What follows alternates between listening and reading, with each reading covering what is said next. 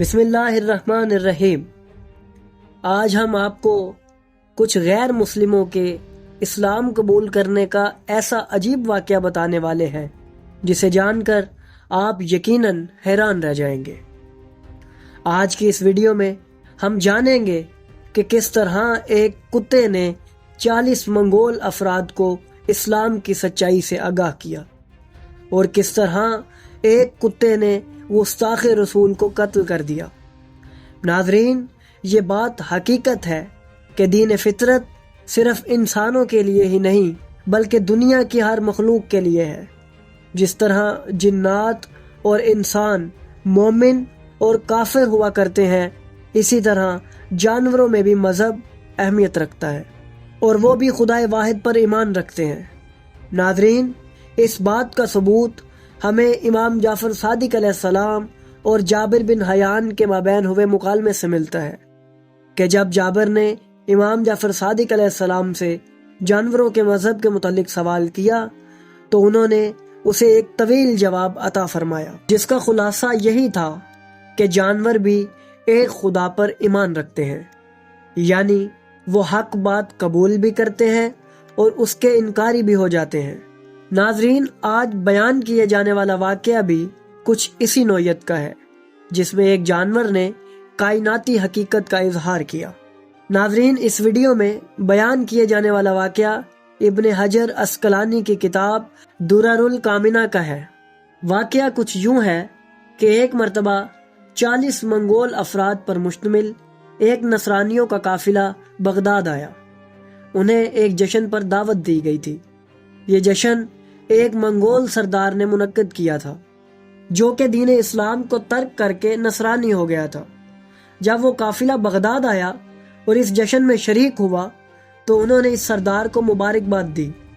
جب لوگوں نے اس سردار سے پوچھا کہ تم نے دین اسلام کو کیوں چھوڑا تو وہ ایسے اعتراضات بیان کرتا جو کہ بالکل بے بنیاد تھے، لیکن وہاں موجود قافلہ ان اعتراضات پر ہنستا اور اسے مبارکباد دیتا۔ اسی محفل کے دوران لوگوں نے مختلف موضوعات پر تقاریر کرنا شروع کر دی۔ اس مغل سردار نے آنے والے قافلے سے کہا کہ تم سب بھی تقریر کرو اور اپنی تقریر میں معاذ اللہ رسول اللہ کے لیے نازیبا کلمات استعمال کرو۔ وہ سب اس گستاخانہ عمل پر راضی ہو گئے۔ ناظرین، اسی محفل میں ایک شکاری کتا بھی اس قافلے کے ساتھ موجود تھا جو یہ سارا معاملہ دیکھ رہا تھا۔ جیسے ہی ایک شخص نے حضرت محمد صلی اللہ علیہ وآلہ وسلم کے متعلق برائی کا ارادہ کیا تو وہ کتا اس پر جھپٹ پڑا اور اسے زخمی کر دیا۔ لوگ یہ سب دیکھ کر حیران رہ گئے اور ایک دوسرے کی طرف دیکھنے لگے اور سوچ میں گم تھے کہ آخر یہ سب کیا ہو رہا ہے۔ ان میں سے کسی کو بھی کچھ سمجھ نہیں آ رہا تھا۔ آخر زخمی ہونے والے شخص نے اٹھ کر سب کو یہ یقین دلایا کہ میں نے اس کتے کی آنکھوں میں کچھ اشارہ کیا تھا، جس پر اسے غصہ آ گیا اور اس نے مجھ پر حملہ کر دیا۔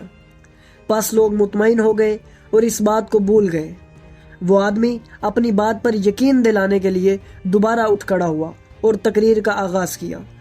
جیسے ہی اس نے رسول اللہ کے متعلق کچھ کہنے کی جرت کی تو اس بار وہ کتا اپنی رسی توڑ کر اس پر حملہ آور ہوا اور اس کی گردن کو کاٹ دیا، جس سے وہ ملعون موقع پر ہی غرق ہو گیا۔ یہ واقعہ دیکھ کر تمام منگول قبیلے نے حیرت کا اظہار کیا اور اسلام کی سچائی اور حقانیت کو اپنی آنکھوں سے دیکھ لیا، جس کے بعد تمام افراد نے سچے دل سے توبہ کی اور اسلام قبول کر لیا۔ ناظرین، ایک اہم بات جو اس واقعے میں ہمیں نظر آئی وہ یہ ہے کہ آخر اس منگول شخص نے اسلام کو کیوں چھوڑا۔